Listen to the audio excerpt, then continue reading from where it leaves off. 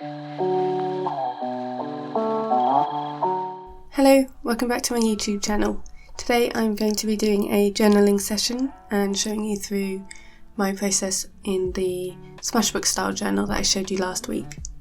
So I'm starting off using this Flow magazine. I bought this from an independent bookshop in Bath called Magaleria, and I really like the Flow books. They do several different versions. I don't know how often they're published, but as you can see here, they're full of different collage bits, perforated bits, so they're really easy to pull out, lots of die cut shapes, posters, lots of really lovely things that work really well in journals, so I really recommend picking something like this up. I think this one was about £10, but the amount of content and collagey bits you get in them, they're definitely worth the money. So here I'm just going through my collage boxes, pulling out anything that I like the look of. That's what I did when I was looking through the magazine as well. Anything that really caught my eye and had sort of a coherent colour theme. So I was drawn to like the pale pinks and the pastels, and then I just really like that little ice cream truck, I think it is, so I pulled that out too. In my collage boxes I just pulled out a card which I want to include, and then just using a Pritt stick to stick down the main collage background sheet that I'm using. I usually use glue tape runners, but I don't have any of those at the moment, so I'm just using Pritt stick. This dotty paper was from one of Summer's presents from a couple of videos ago when I showed my journal haul. So I'm just cutting that up and popping that in as the base for the left-hand page on the spread. I like to layer up all the papers. That was getting a bit hidden behind the card, so I'm just tearing that off again and then sticking it at the bottom. The good thing about the Pritt stick is that I can just move things about because it doesn't stick instantly. I'm just going through a few more bits from my box of collage bits. A lot of these again were from the journaling stash that Summer sent me, and I just pull out anything that I like the look of and try it on the page. A lot of the time when I'm journaling, it's just trial and error and seeing what looks good, so I'll just try things and take them away. I like this pop of teal from that little plate card, so I've added that in. And then I want the card to be easily openable, but I'm not worried about the back, so just glued that onto the back and straight onto the page. This little star was perforated in the magazine, so I just popped that out and stuck that in there just to pull in the pink from the other side of the page.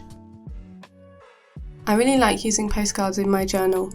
A lot of them are actual real postcards that I've got, which has really nice handwriting on the back, so I don't usually like to just stick those in, and you'll see on the next spread what I do to show both sides of that.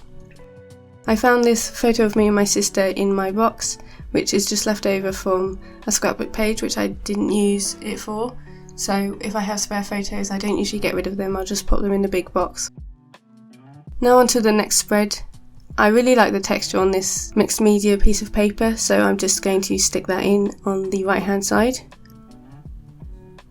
And then this frame thing was from a book again. I started gluing it in and then I realised that I like the other side as well, so I just ditched the Pritt stick and go with washi tape. I like some of my journal pages to be interactive, so they have flip things. It gives it an extra space for journaling, so you can journal on the front and the back. And also if you want to do hidden journaling, so you don't want your journaling so obvious, then this is a really good way to hide it as well.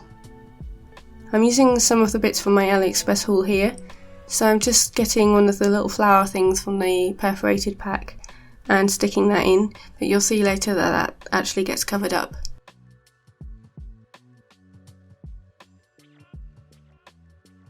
So on the left hand side I really like this stamp piece, and then I try a few different things from my collection. I feel like this one is a bit too white with the piece that actually came in the envelope, so I swapped that out for this ledger paper which just has really thin blue and red lines. It's got a cream tint which doesn't quite come out on the video, but I feel like it ties in with the right hand page a bit more. I don't always tie them together, but I think it works quite well when they do.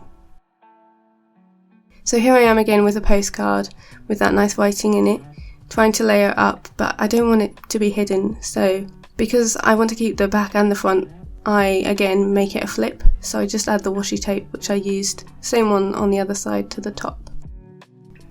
again going through my stash and just trying bits and pieces. This totally doesn't go with the sort of antique look that it's got at the moment, but I just really like it, and my journal's just a big amalgamation of the things I like, so I just stick him onto the frame and I think it works really well there as a pop of colour.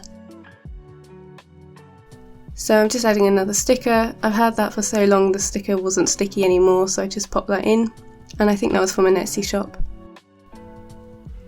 So I went through my stash and tried to find some journaling bits.